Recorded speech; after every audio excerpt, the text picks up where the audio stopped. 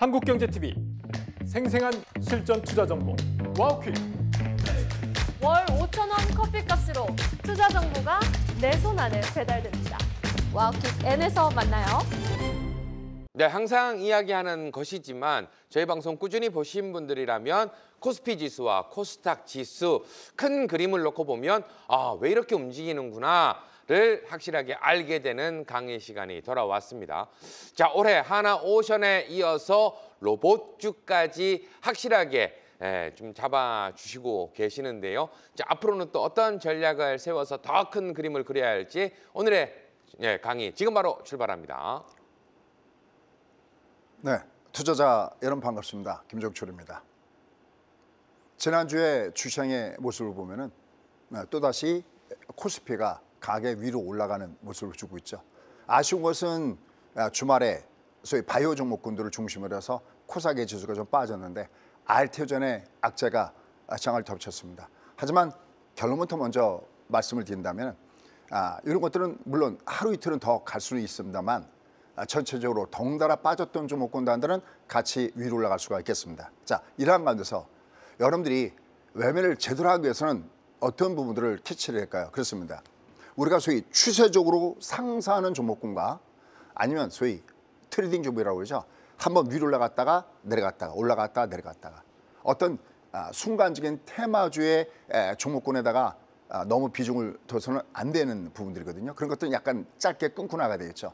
그것의 대표적인 것이 뭘까요? 그렇습니다. 국내 시장으로 보면 한때 뭐 꿈비 같은 거 엄청나게 올라갔었죠.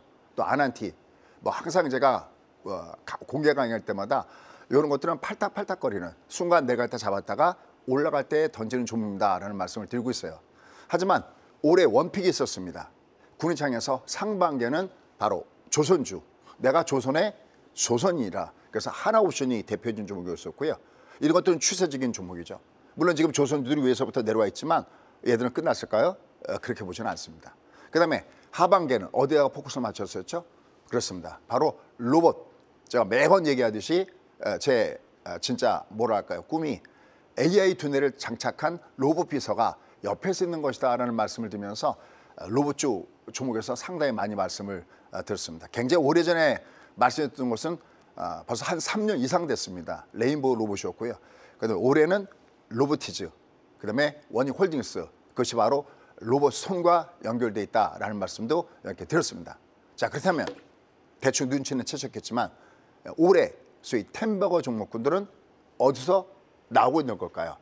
그다음에 앞으로 소위 템베거 종목군단들 10배가 상하는 템베 종목군단들은 어디서 나올 건가요? 그런 부분에 대장주 부분들을 좀 캐치해 보도록 하겠고요. 이러한 것에서 앞서 얘기했던 대로 로봇.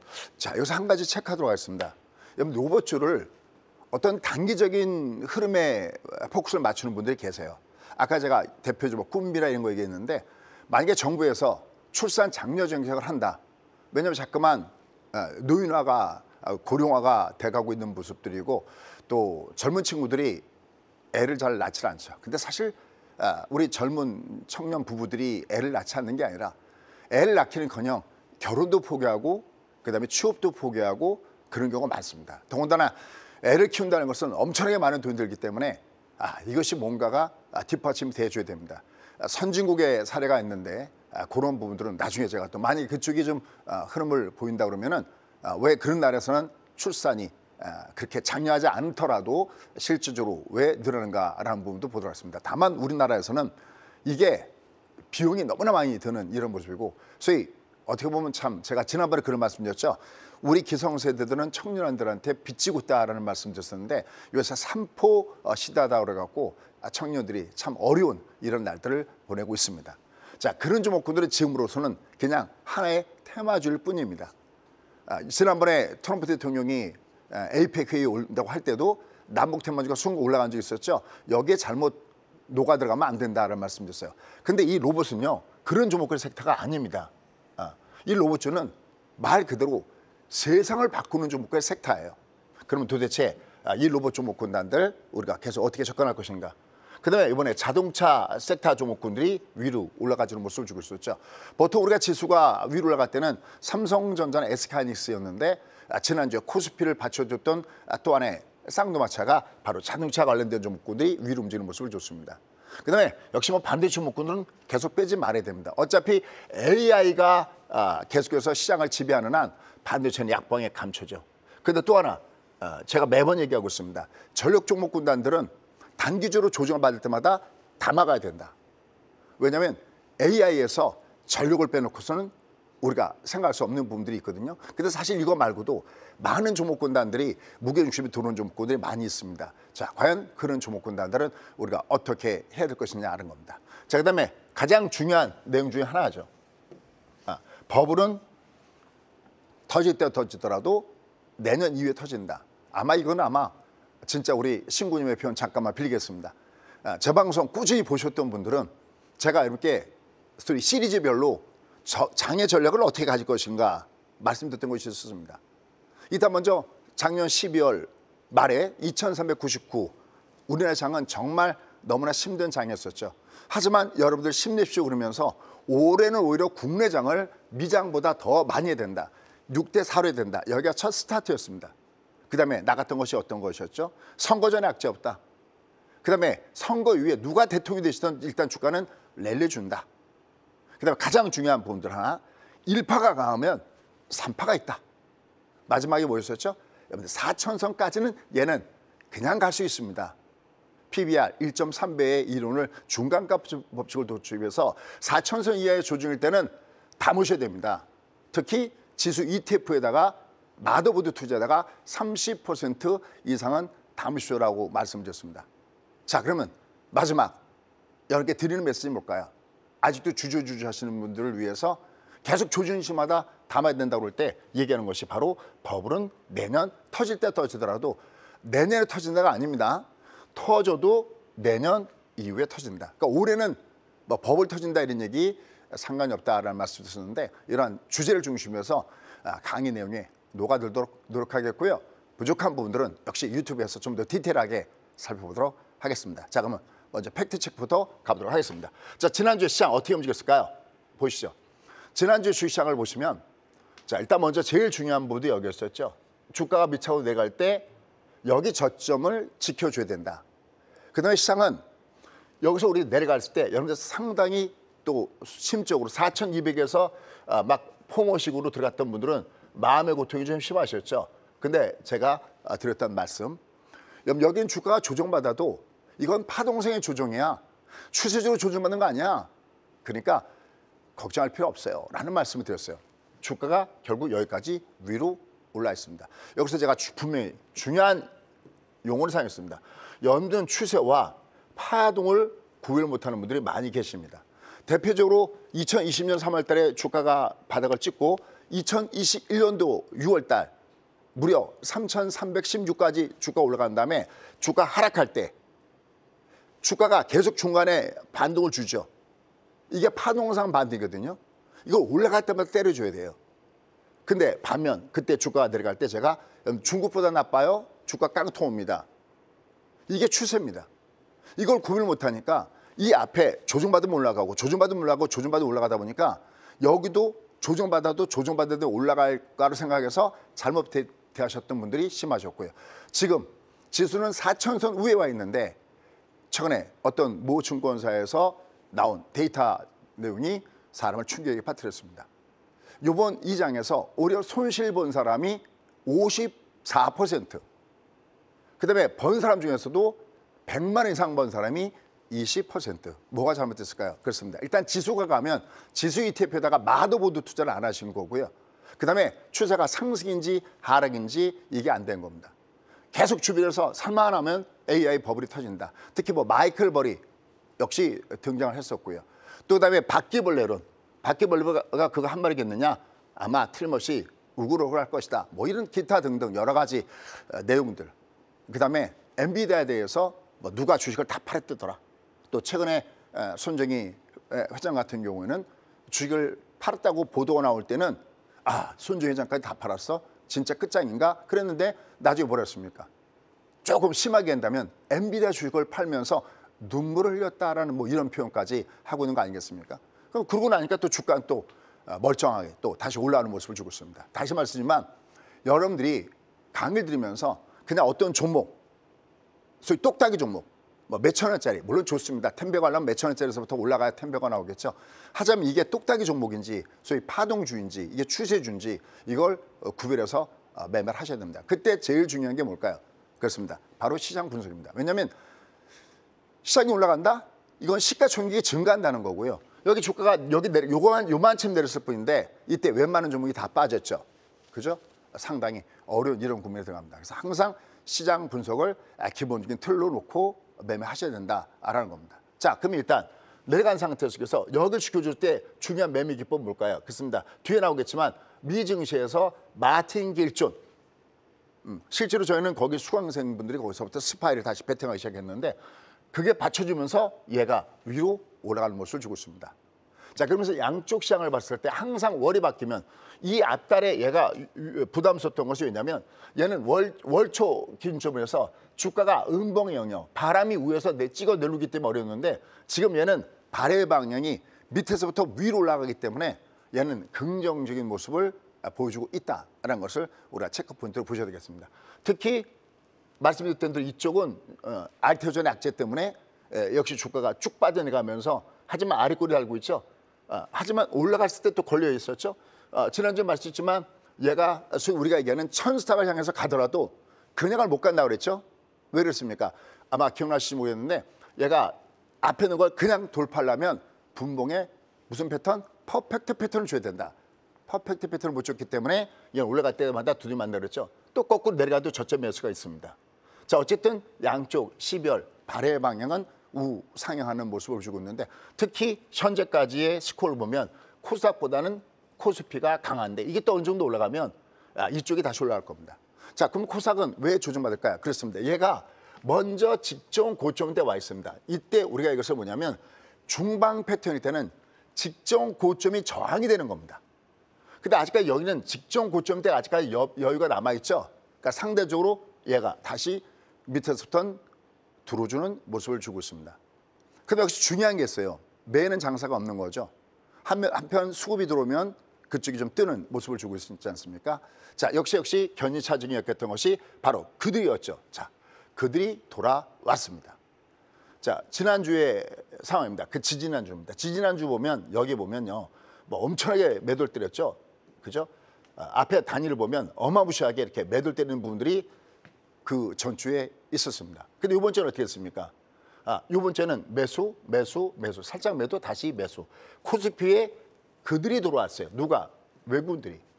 외국인들이 들어오면서 코스피 쪽을 끌어당기는 모습을 주고 있습니다. 그래서 수급의 체크가 매우 중요하다라고 할 수가 있겠죠. 반면에 코스닥은 좀 매도가 상대적으로 좀 많았죠. 그 이쪽이 조금 밑으로 가라앉는 모습을 보여줬습니다. 자, 그러면 외국인들은 왜 매수를 하고 있을까요? 이것도 이미 여러분께 말씀드렸습니다. 여러분들 외국은 그러면 딱 떠오르는 게 뭘까요? 그렇습니다. 환율입니다. 자, 과연 여러분들은 우리나라 환율이 1,500원대를 돌파할까요? 아닐까요? 결론부터 치고 들어갈까요? 저의 생각은 내년에 어떻게 될지는 내년에 우리가 보면서 생각하셔야 됩니다. 왜냐하면 지난번에 경제 두 수장이 내놓은 내용들을 보면은 이거 원인 분석이 잘못되어 있는데 라는 말씀을 드렸어요. 그래서 이게 내년에 어떤 조치가 나올지 이건 우리가 좀 더 봐야 된다고 그랬습니다. 하지만 일단 최소한 단기적으로는 앞에 있는 고점을 돌파할 수가 없다. 그래서 썼던 것이 얘가 똑같죠. 이걸 V홈이라고 그랬죠. 이렇게 들어갔다가 이렇게 올라갑니다. 여기 V홈이라는 이 패턴 잘 기억하셔야 되겠고요. 근데 중요한 게 있습니다. 역시 얘가 이렇게 3개월상 앞에 고점이 있는데 다시 올라가면 이걸 뭐라 했냐면 마주보기 쌍봉이다라고 합니다. 이땐 여기를 그냥 못 갑니다. 음이선은 항상 두들겨 맞습니다. 여기 고점대가 얼마냐면 1,480원대고요. 얘가 지금 1,480원대에서 대롱대롱 매달려 있는 이유가 여기 있고요. 그 다음에 여기가 1,500원은 우리가 심리적 저항선이라고 그러죠. 그래서 얘는 1,480원부터 1,500원 사이에는 여기는 그냥 갈 수 없습니다. 아까 코스닥이 올라가다가 직전 고점대에서 주춤주춤거리잖아요. 또 지금 코스피는 직전 고점, 즉 4,200선과 여유가 있기 때문에 좀 더 위로 갈 수 있는데 직전 고점대 가면 거기서는 우리 신군 맨날 얘기하죠. 급락급등 완만턴. 예, 고맙습니다. 급락급등 완만턴. 이게 주가가 올라가는 패턴입니다. 급락급등 또다시 급락이면 얘는 찐꽁, 빵꽁, 시소 양상을 보인다는 패턴이고요. 근데 주가가 급락급등 다음에 조정을 받는 건 당연해요. 그때 조정받을 때 약간 기간 조정의 이런 모습을 준다면 얘는 조정받고 다시 주가가 날아간다는 것이니까 주목해서 캐치해 줘야 됩니다. 그러니까 얘가 여기서 중요한 거는요. 얘가 여기서 어떤 모양을 주냐는 겁니다. 얘는 일단 첫째 그냥 갈 수 없어요. 여기 써 있죠. 마주보기 쌍봉 구간 그냥 갈 수 없다. 부유입니다. 그다음에 가계바디존이 1,500원대 걸려 있다. 그래서 그냥 갈 수 없다라는 겁니다. 자, 이거는 하드웨어 분석이고요. 소프트웨어를 들여다볼까요? 일단 첫 번째. 여러분들 우리나라가 제가 지난주에 두 수장께서 자꾸만 젊은 청년들의 서학개미 관련된 얘기만 해서 제가 너무나 깝깝하다라는 말씀을 이렇게 드렸었는데 그러면서 여러분께 지난주에 불어댔던 이 중에 하나가 뭐였었죠? 그렇습니다. 우리나라 원화는 엔화와 위안의 영향을 많이 받습니다. 근데 요새 일본의 위안화가 굉장히 약세 현상을 보이다가 약간 위안화가 약간 강세로 돌아서는 모습을 보여주고 있습니다. 왜요? 12월 달에 일본의 중앙은행이 금리 인상의 가능성이 더욱더 뚜렷해지고 있는 이런 모습을 보여주고 있습니다. 결국 금리를 올린다, 돈가치를 올린다는 얘기가 되겠죠. 그래서 결국 일본의 금리 인상 가능성이 나오면서 얘는 꺾어질 만한 그런 위치에 있다는 겁니다. 그런데 결국 달러가 강하잖아요. 그러면 달러가 뭔가 많이 나와야 되는데 그중 하나가 뭡니까? 그렇습니다. 바로 일본이 12월 1일 중심에서 양적 진축을 중단하는 모습을 줬다는 겁니다. 그다음에 최근에 계속 나오는 거. 12월에 금리 인상 가능성이 급등을 하고 있다. 지금 현재 제가 들어오기 전에 체크해 보니까 대략 한 87%가 물론 뭐 90% 이상은 넘는 건 아니지만 87%가 금리를 인하할 것이다라는 얘기가 나와 있습니다. 그다음에 뭐 이거 여기다 쓸까 말까 제가 고민했는데 얘들 많이 틀립니다. 모건 스탠리. 미국에서 순위로 따지면 한 랭킹 한 4위나 5위 정도 되는 모건 스탠리. 그죠? 옛날에 반도체에 대해서도 거꾸로 된 얘기를 하면서 그죠? 이상하게 참 우리나라 반도체에서 딴지를 많이 걸었던 것이 모건 스탠리인데 어쩌지 이번엔 긍정적인 내용을 내놓고 있습니다. 모건 스탠리에서 한국의 원화는 최악의 상황은 벗어났어. 이런 코멘트까지 나오고 있습니다. 자, 그러면서 역시 내년에 패드 제롬8은 가고 누군가가 새로 이 패드 의장이 들어오는데 역시 친트럼프 성향의 새로운 의장에 대한 기대감이 있습니다. 자, 다만 아까 제가 월가 나오는 음모론이 있다는 말씀 드렸었죠. 뭡니까? 그렇습니다. 케빈 헤셋. 이제 12월 달 크리스마스가 오기 전에 발표한다. 그럼 이제 발표하는구나 라고 보고 있었는데 갑자기 뒤로 연기했습니다. 왜 그럴까요? 자, 팩트와 음모론을 넘나드는 이 얘기 제가 이렇게 좀 말씀을 드려보도록 하겠습니다. 케빈 헤셋. 이거 월가에서 특히 유태인들이 반대한다는 겁니다.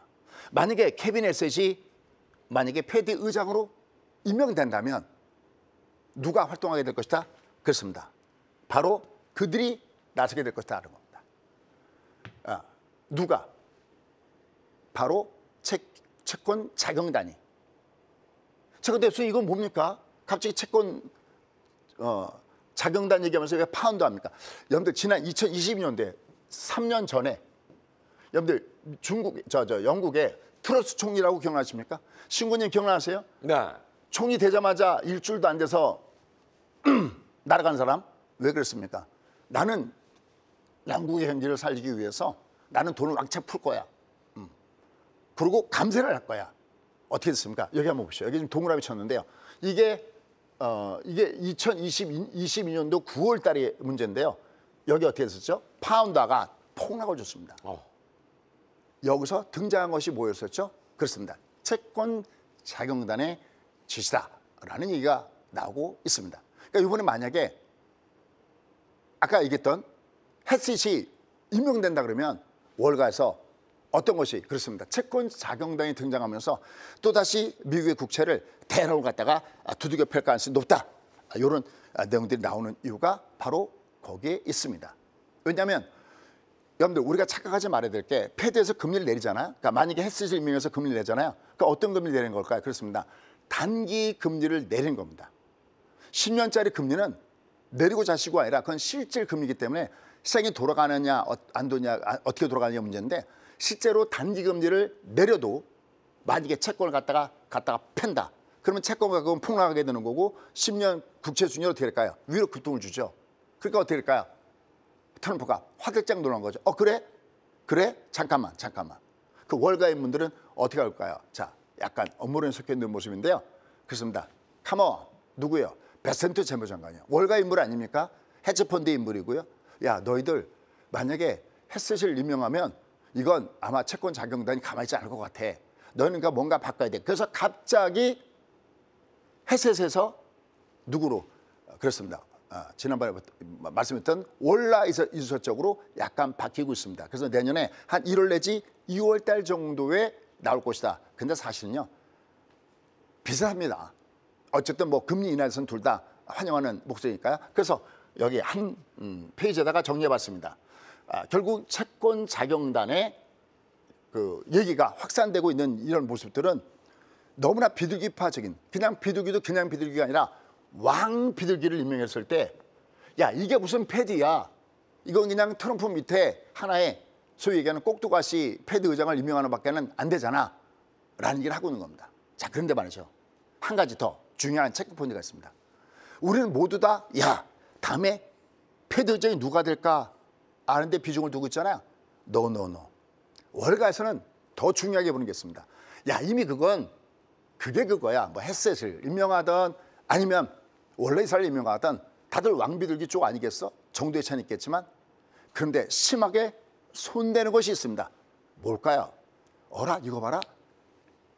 이 사람들이 어떤 사람이요? 거기요. 이 사람들이 패드의 인사에까지 드디어 손대기 시작했습니다. 그게 뭘까요? 바로 지역 연은 총재의 거주 제한 문제를 거론하고 있습니다. 지금 연은 총재는 뭐 어느 지역에 연은 총재다 그럴 때 그 지역에 거주해야 되는 건 아니거든요. 그런데 취임 전에 최소한 3년 이상은 해당 지역에 거주해야 된다? 그러면 현재 약간 매파적인 성향을 드러내고 있는 패드의 우리가 있는 투표권을 갖고 있는 소위 지역 연은 총재들은 만기가 되면서 날아갈 연은 총재가 꽤 된다라는 겁니다. 여러분, 지금 이 패드에서 FOMC에서 의사결정을 할 때는 연준 의장을 포함해서 의사가 7명이 놓여져 있고요. 그다음에 여기 밑에 어디쯤 있나요? 여기 밑에 보면 지역은행 총재는 뉴욕 연은 총재는 항상 말뚝이죠. 항상 투표권을 갖고 있거든요. 근데 그 외에 지역 연은 총재 11명 중에 4명이 여기서 되면서 여기서 7명, 여기서 합해서 5명, 이들이 결정하거든요. 근데 이 연은 총재에서 백악관 쪽에서 너는 합격, 너는 불합격 골라내겠다는 겁니다.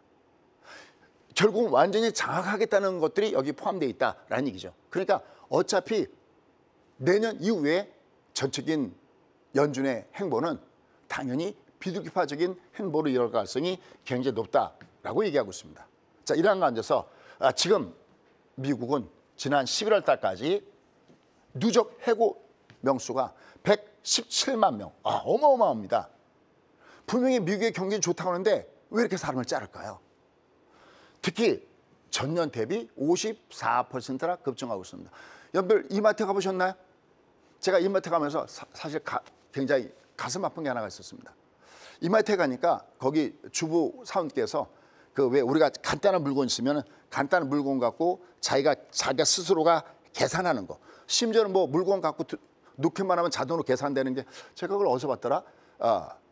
제가 어쨌든 옷 싼 거, 일본 옷 싼 거 백화점 유니클로. 유니클로 가니까 찍찍 찍는 게 아니라 그냥 물건만 갖다 놓으면 자동으로 계산돼요. 그러면 거기 캐셔로 일하시는 우리 주부님들 어떻게 될까요? 그죠? 날아가겠죠. 이게 뭔가가 발달되면 좋은 건 있는데 반대급부도 있다는 거죠. 그럼 왜 이렇게 사람들 많이 잘렸을까요? 경기 좋은데. 그렇습니다. 우리가 지금 그렇게 칭송하고 좋아하고 하는 이 AI가 발달되면 발달일수록 어떻게 될까요? 그렇습니다. 소위 이름하여 화이트 칼라들, 이 사람들이 쭉쭉쭉쭉 날아가고 있다라는 얘기입니다. 모든 걸 다 해주잖아요. 챗GPT한테 물어봐도 다 되고, 그렇죠? 뭐 변호사 분들, 이런 분들 지금 연봉 굉장히 작고 그다음에 수입도 별로 안 된다 그래갖고 뭐 사무실도 제대로 못 낸다 뭐 이런 얘기도 있잖아요. 그거 말고도 수없이 많습니다. 그러니까 오히려 AI가 성장할수록 화이트 컬러가 날아간다라는 겁니다. 자, 그런데 하나 중요한 거예요. 제가 여기 밑에다가 로봇 그렸는데 내년에 트럼프 행정부에서 로봇의 활성화에 대해서 역시 행정명을 내린다고 했습니다. 자, 여기 아까 제가 팩트와 소위 앞서 말씀드렸던 대로 음모를 왔다 갔다 하고 있는데 왜 그럴까 그럴 때 결국은 트럼프 입장으로 보면은 아까 채권 작용단의 얘기도 이게 무슨 얘기냐면 예를 들어서 패드에서 FOMC에서 금리를 내렸을 때 이게 누구나가 수긍할 수 있는 그래 그 정도면 금리 내려야지 그러면 상관이 없는데 아니 여기다 놓고 왜 금리를 저따위로 그렇게 심하게 내려갈 때는 뭐가 작동한다는 겁니까? 채권 작용단이 작동해갖고 미 국채를 대량으로 매도할 수 있다는 거잖아요. 그 본보기가 지난 2022년도에 트러스 총리 사건으로 바로 그때 발생된 거죠. 그럼 뭐 누군가가 보더라도 야 이건 금리를 내릴 수밖에 없어. 결국 물가와 고용이잖아요. 그죠? 그런데 아까 여기는 화이트 칼라죠. 근데 로봇은요. 그냥 복잡하게 생각할 거 없습니다. 우리 제조업이 발달된 나라죠. 지금 여러분들 미국의 현대 자동차 공장에 뭐가 투여됐죠? 로봇이 투여됐습니다. 아까 제가 로봇을 너무 단기적인 입장에서 보지 마시라는 게 그겁니다. 결국 이렇게 됐을 때 많은 그 제조업에 일하는 사람들이 일자리가 어떻게 될까요? 많이 잘리겠죠. 그러니까 결국은 여기서 화이트 칼라가 잘리고 그다음에 로봇이 발달되면서 그다음에 블루 칼라가 잘리고 그래서 실업률이 계속 내려가고 취직이 안 되고 고용의 문제가 됐을 때 결국 트럼프 행정부는 금리 인하를 좀 더 원활하게 할 수 있을 것이라는 음모론이 나오고 있습니다. 여러분 과연 어떻게 생각하십니까? 여기에 대해서. 자, 이런 가운데서 어제 데이터가 나왔죠. 9월 PC가 나왔습니다. 이거 예상치 2.8%에 일치했죠. 특히 연준에서 주력으로 보는 것이 바로 코어 PC인데 이것이 어느 정도 안정되는 모습을 보여줬다라는 거고요. 특히 기대 인플레이션, 요 기대 인플레이션도 역시 보면 예상치보다 낮아지는 모습을 보여줬고요. 그리고 오히려 소비자 심리지수는 조금 올라가는 이런 모습을 보여줬다라는 것도 우리가 체크 포인트로서 알고 지나가야 될 것 같습니다. 자, 이런 가운데서 우리나라 장이 특히 코스피 장이 위로 올라갈 때 중요한 역할을 했던 것이 아까 외국내 매매였었고 거기에 환율의 문제가 이게 나중에 설령 1,500원을 돌파한다 하더라도 이것도 뭐 양분으로 나눠져 있잖아요. 뭐 대학교 교수님까지도 나눠져 있습니다. 일부 교수님들은 뭐 1,600원 간다 그러고 무슨 소리야 얘 1,500원 절대 못 들어 이런 분들도 계시고 어쨌든 제가 보는 견지에서는 제가 뭐 대학교 교수라니까 거기까지 모르겠지만 단기적으로 할 때는 1,500원은 얘는 지금 단기적으로 철옹성을 칠 가능성이 굉장히 높다라고 보고 있거든요.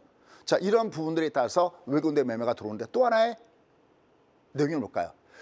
우리가 지난 11월 달에 코스피가 조정받았을 때요. 뭐가 발해방이 아래였는지 기억하십니까? 그렇습니다. 바로 여기가 월 음봉이었었습니다. 그죠? 얘가 이렇게 빠져버리면 월 초 대비 미국이 이렇게 아랫단으로 음봉으로 때려버리면 우리도 같이 조정받습니다. 체크 포인트 절대 잊지 마십시오. 이걸 상해 개념이라고 하는데 우리가 우리나라 시장을 볼 때 한편으로는 고개 들어서 미국을 잠깐 보는 겁니다. 얘가 발해방의 위인지 발해방의 아래인지. 오케이? 근데 보면 현재 그렇게 크진 않지만 그래도 조금 발해 방향이 위를 향하고 있고 그다음에 매수 올킬 구간에 나와 있죠. 벌써 꽤 됐죠. 얘가 이게 발해 방향이 위로 있는 요 부분과 국내 시장이 살아나기 시작한 그 부분과 같이 영향을 주고 있다는 겁니다. 특히 여기 마틴 겔존에서 떴다는 것은 요건 진짜 우리가 투자할 때 미국 투자할 때 일종의 국룰과 똑같은 매매 기법입니다. 그래서 마틴 겔존의 매매 기법과 그다음에 바람의 방향의 매매 기법을 꼭 보시죠. 얘가 만약에 바람의 방향이 밑차원 내려가는 것이 확인되면요. 국내 시장도 무조건 뒷걸음질 테는데 아직까지는 그게 괜찮죠. 그래서 현재 미국 시장의 모습을 보면 얘는 일명 트리플 크라운 구간. 바람의 방향 위에 있고 그다음에 매수 올킬이 있기 때문에 얘들이 국내 시장에도 긍정 영향을 줄 수 있습니다. 그래서 최소한 이럴 때 특히 아침 시초가 정도에는 위로 튕겨 올라갈 가능성이 굉장히 높겠습니다. 자, 이런 가운데서 조금 더 디테일한 거. 요건 제가 살짝 모양만 보여드리고요. 좀 자세한 내용이기 때문에 선수의 영역이기 때문에 이건 제가 유튜브에서 말씀드릴 텐데 주가가 내려가도 얘가 떠야 된다. 그다음에 코스닥이 올라가도 두드맞아야 된다는 것은 한 장의 그림으로 준비했습니다. 이겁니다. 얘가 코스피 시장인데요. 내려갔을 때 여기 직전 저점을 지켜줬죠. 여기도 지켜줬습니다. 여기도 내려갈 때 이거 매수다 했던 것이 뭐냐면 이게 만약에 더 내려갔다고 칠게요. 내려봤자 골드 다음에 대두면 이거 중방이기 때문에 직전 저점에서 떠 올라가야 됩니다. 근데 이게 상방을 주면서 위로 올라가는 모습을 현재 주가가 보여주었습니다. 그럼 코스닥은 왜 두드맞았을까요? 그렇습니다. 코스닥은 먼저 왔어요. 얘가 중방이잖아요. 중방인데 여기 직전 고점이 여기 매달려 있잖아요. 그죠? 그러니까 얘가 위에서 두드려 맞은 겁니다. 이렇게. 아까 그 환율이 올라갈 때 한 번에 돌파하지 못한다고 그랬죠. 그러니까 여기가 고점이 있는데 내려왔다가 얘가 60 기준으로 보면 이렇게 해서 마주보기 쌍봉에 걸려 있으니까 얘가 밑창으로 내려가고 있다라고 얘기할 수 있겠습니다. 하지만 얘는 내려가도 똑같아요. 아까 알테전 얘기했는데 알테전 얘기가 있어서 만약에 코스닥이 뭐 제약바이오나 뭐가 조정받더라도 얘는 다시 올라가는 게 이게 하락의 퍼펙트가 아니에요. 이거 여러분께 계속 말씀드렸죠. 얘는 올라갈 때는 상승의 퍼펙트, 내려갈 때는 하락의 퍼펙트가 아니면 내려가도 뜨고요. 올라가도 조정받습니다. 그럼 우리 어떻게 할까요? 매매 방법 오히려 간단합니다. 내려갈 때마다 밑에서 매수해 주는 겁니다. 방법은 공개했죠? 35가 턴할 때마다 여기구나라고 자신 있게 여러분 들어가시면 되겠습니다. 특히 아까 얘기했죠. 버블은 터지더라도 언제 터진다고요? 참 오래됐습니다. 몇 개월 벌써 됐습니다. 버블 얘기 나왔을 때 버블은요. 지금이 버블이다 아니다 얘기하는데 버블은요. 버블이다 아니다가 중요한 게 아닙니다. 지금이 버블이어도 괜찮다는 겁니다. 무슨 얘기일까요? 버블은요. 버블일 때가 위험한 게 아니라 버블이 터질 때가 위험한 겁니다. 오히려 지금이 버블이다 그러면요. 이거 놓치지 말아야 됩니다. 왜냐하면 주가가 올라갈 때 원래 자기의 정상적인 속도로 갈 때가 있는데요. 만약에 버블이잖아요. 그럼 거기서부터 뭐가 좋냐면 가속성의 법칙이 있습니다. 그래서 지금 장은 내려갈 때마다 절대 놓치지 마시라고 말씀드린 이유가 이렇게 말씀드린 이유가 바로 거기 있습니다. 진짜 저희 방송 연속극 듣듯이 듣던 분들은 뭐 연결이 다 될 겁니다. 자, 그럼 이런 가운데서 앞서 설명드렸죠. 야, 그럼 올해 뭐가 제일 장을 주도했어? 텐베거가 뭐야? 앞으로 어떻게 될 거야? 아까 제가 로봇 종목군들을 너무 다른 종목, 아까 얘기했던 대로 무슨 뭐 출산할 줄 이것처럼 어떤 테마적으로 보시는 분이 계시는데 노. 팩트 증명하게 보겠습니다. 보시죠. 보시면 올해 텐베거 종목입니다. 랭킹 1위 뭘까요? 왕관을 쓴 그 주식이 뭐냐면 로보티즈입니다. 올해 1등하고 있습니다. 현재 종가 기준입니다. 장중 기준 아닙니다. 금요일 종가까지 무려 1111, 11배가 올라왔습니다. 여기 또 하나가 또 있네요. 현재까지 4개 종목이 종가상 텐베거거든요. 원익홀딩스.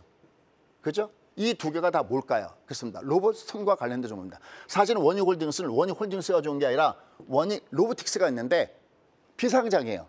근데 원익홀딩스가 전체적으로 90% 이상의 지분입니다. 그래서 이 2개가 이렇게 로봇 관련된 종목에서 위로 올라갔습니다. 이걸 너무 단타로 하니까 로봇에서 냄새도 못 풍기고 있는 겁니다.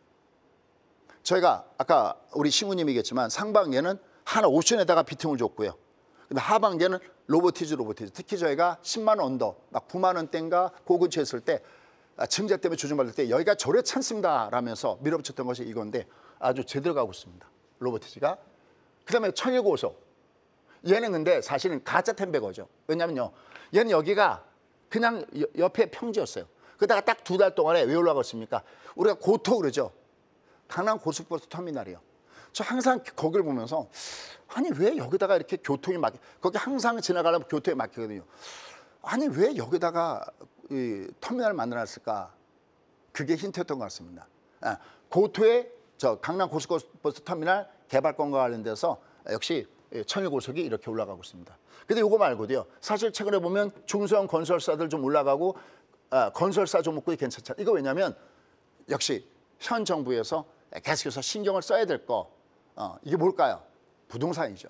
그래서 부동산 공급 대책과 맞물리면서 이 건설사들이 또 주목받고 있는 것도 또 하나의 재료이기 때문에 얘 말고도 나머지 중소형 건설사들이 뭐니 같이 동반해서 상승하고 있습니다. 그다음에 시어스 테크놀로지 뭐 이런 종목군들도 올라갔습니다. 이거는 혼자만 올라갑니다. AI 관련된 의료 관련된 그런 분들이 별로 그렇게 각광을 받고 있지 않죠. 어쨌든 얘들 4개가 현재까지 텐베거 종목군들입니다. 그러면 현재 그 후보군 뒤로 이어서 올라간 종목군들 뭐가 있을까요? 라는 겁니다. 자, 일단 먼저 보시면 아까 거기에 다 담지 못해서 여기 넣었는데요. 사면 384%. 그죠? 이걸 너무 단타주로 보지 말라는 거죠. 클로버 얘가 375% 뽑고 있고요. 하야젠 알렘 조정받았어도 345%, 슈림 로봇도 266%나 뽑고 있습니다. 다만 지금 로봇 종목군들이 이거 하나 조심해야 됩니다. 조심할 거 하나, 적자가 많아요. 아까 얘기했던 종목 로보티즈라는 것들은 흑자인데 적자 기업이 많아요. 그러니까 적자 기업이니까 지금 적자일 때 얘가 앞으로 흑자가 날 가능성이 높다면 얘들 관심을 줘야 되겠죠. 단 흑자가 나려면 시간이 많이 걸려요. 그러니까 어디를 주목하라? 로봇 중에서는 그룹사 대기업이 투자한 데를 주목하셔야 되겠고요. 순간 위로 급등을 줘버리잖아요. 절대 쫓아가시면 안 됩니다. 적자 기업들은 순간 급등을 줘버리면 물량 한번 쳤다가 최소한 반 정도는 쳤다가 다시 갖다 잡아야지 이게 룰루 날아가면서 가는 것이 절대 아니다. 왜? 그 이유는 적자에 있다. 그래서 주로 그룹사가 연결된 종목군을 주목해서 보시오라는 얘기고요. 좀 더 자세한 얘기는 좀 이따 디테일 방송에서 말씀드리도록 하겠습니다. 자, 그다음에 자동차가 떠오르고 있죠.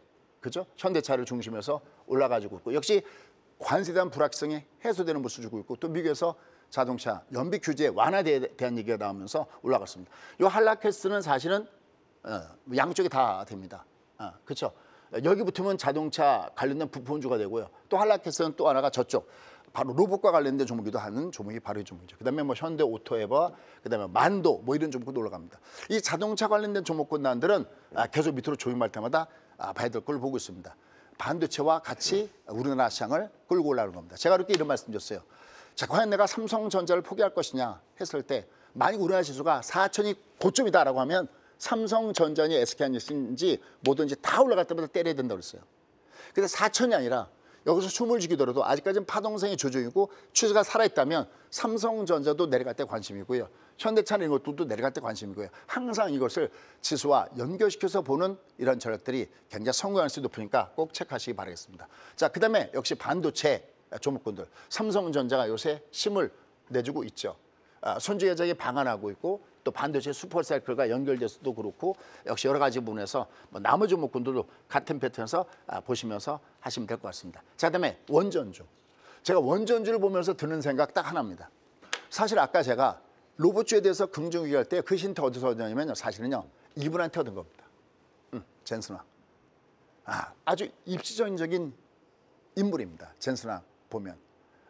어렸을 때 그 부모하고 어딜 갔었는데 이제 어렸을 때 먼저 자기 형하고 대안학교에 들어갔는데 참 거기서 우여곡절을 겪으면서 성공한 입지적인 인물입니다. 어쨌든 젠슨왕의 말 한마디가 시장의 주도주를 만듭니다.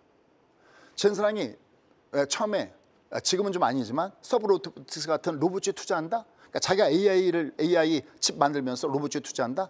유심히 보기 시작했습니다. 저도 그때 더. 근데 요즘에 뭘 많이 하고 있죠? 바로 이 얘기했습니다. 원전은 AI 산업의 미래에 중요한 역할을 할 것이다. 그랬고 미국에서도 최근에 많이 빠졌다가 원전주가 조금씩 꼼지락꼼지락 거리고 있죠. 그래서 원전주들도 국내 시장에선 조금씩 좀 위로 올라가는 이런 패턴의 모습들도 같이 보여주고 있다라고 체크 포인트를 보시면 되겠습니다. 그다음에 원전과 같이 올라가는 게 전력주죠. 근데 여러분 전력주는요. 이거 아주 중요합니다. 이게 외봉이잖아요. 이게 외봉이면 내려갈 때마다 분할로 10%씩 베팅하는 게 제일 좋습니다. 아까 저 로봇주와 마찬가지로 이 전력주들은 제가 저희 수강생분들한테 얘들은 그냥 끝까지 가지게 될 종목이다라고 무지하게 강조드린 종목이 바로 이 종목입니다. 얘가 좀 많이 나와 있죠. 그 외에 현대일렉트릭, 효성중공, 그다음에 이름 뒤에 전기차 붙은 종목 다 좋습니다. 걔들은 전부 다 실적들도 좋으니까 계속 주목해서 보시는 것이 좋다라는 판단입니다. 자, 그러면서 다음 주 중요한 사항들 쭉 여러 가지 내용들이 들어와 있는데요. 특히 다음 주에 고용보고서가 연결된 게 있죠. 이런 내용들 보셔야 되겠고요. 그다음에 실업수당 같이 보셔야 되겠고요. 그다음에 다음 주에는 역시 뭐 여러 가지 뭐 브로드컴 하나만 적어놨는데 이거 말고도 주요 기업체들 실적도 한번 보시면 좋겠고 그다음에 TSMC 이런 것들도 보셔야 됐습니다. 그러나 역시 뭐니 하더라도 이게 굉장히 중요한데 특히 점도표 이걸 보는 게 좋겠죠. 이걸 중심으로 해서 시장이 어떻게 변하는가 이 내용은 제가 좀 이따 자세하게 좀 더 풀어드리는 쪽에 표정을 맞춰드리도록 하겠습니다. 자, 그럼 결론 맺도록 하겠습니다. 자, 잘 갔는데 뒤에 가서 또 기침을 하기 시작하네요. 자, 다음 주에 내용. 일단 이 장이 조정받을 때 얘는 파동상 조정이지 얘는 추세적으로는 여전히 멀쩡하다 할 때 제가 요 밑에 그림을 그렸습니다. 이게 넓어지면 미국도 마찬가지입니다. 이게 마틴준이라고 하는 거거든요. 120과 240 이걸 별로 많이들 안 보시는데 여기는 전체적인 대세장을 볼 때 이게 넓어지면 이걸 성장 주 패턴이다라고 합니다. 아까 제가 버블은 언제 터진다고 했죠? 터져도 내년 이후에. 그럼 뭡니까? 내려갈 때마다 매수입니다. 위는 일단 더 주자고요. 얘가 지금 당장은. 어차피 올라가도 두지 말 테니까. 하지만 얘는 일단 내려갈 때마다 내려갈 때 사서 올라갈 때 던져도 얘는 먹을 게 있기 때문에 내려갈 때마다 배팅을 쏘는 것이 가장 중요하다. 얘는 이상한 조정이 아닙니다. 직전 고점부터 했으니까 다만 얘가 꺾일 때 가파르게 꺾여서 대들 준다 그러면 얘는 찐꽁빵꽁 패턴. 이건 봐야지 알지 알 수가 없거든요. 다만 얘가 여기서 조정받는 것은 이상한 조정이 아니라 자연스러운 조정이다라는 측면에서 접근해야 됩니다. 단 딱 하나. 여기 주가 올라가다가 얘가 여기 오일평선에 대해서 이렇게 바디 크로스 요게 나오느냐 안 나오느냐가 제일 중요합니다. 요거만 안 나오면 yes okay. 하지만 조정받아도 얘는 어떤 기간상의 조정이지 얘가 가격상으로 어떤 조정을 받는 이런 모습은 아니다라고 얘기할 수가 있겠고요. 그다음에 마지막 한 장. 이걸 보셔야 됩니다. 마지막 한 장. 결국은 얘가 완전하게 분봉이 퍼펙트가 나오거나 올라갈 때 그러니까 퍼펙트가 아니까 올라가면 계속 조정받고 가야 되잖아요. 또 내려갈 때 역퍼펙트가 하면 계속 주가는 바다주가에서 견제 없다는 것을 꼭 기억하시면서 매매하셔야 됩니다. 그래프 보시죠. 올라가도 퍼펙트가 아니죠. 이거 올라가도 왜 두드렸을까요? 퍼펙트가 아니잖아요. 제꼈다 가야 되거든요. 그러니까 이런 것들을 알고 매매하면 내가 가는 길목을 미리 준비할 수가 있다라는 측면이고요. 그다음에 역시 이게 계속해서 가려면 미국이 받쳐되는데 미국이 아직까지 완벽하게 양봉이 아니거든요. 미국이 계속해서 역시 발해방이 유지되는가 요걸 같은 체크 포인트로 보시면 되겠고요. 나머지 사항들은 디테일 방송에서 10시 반에 뵙도록 하겠습니다.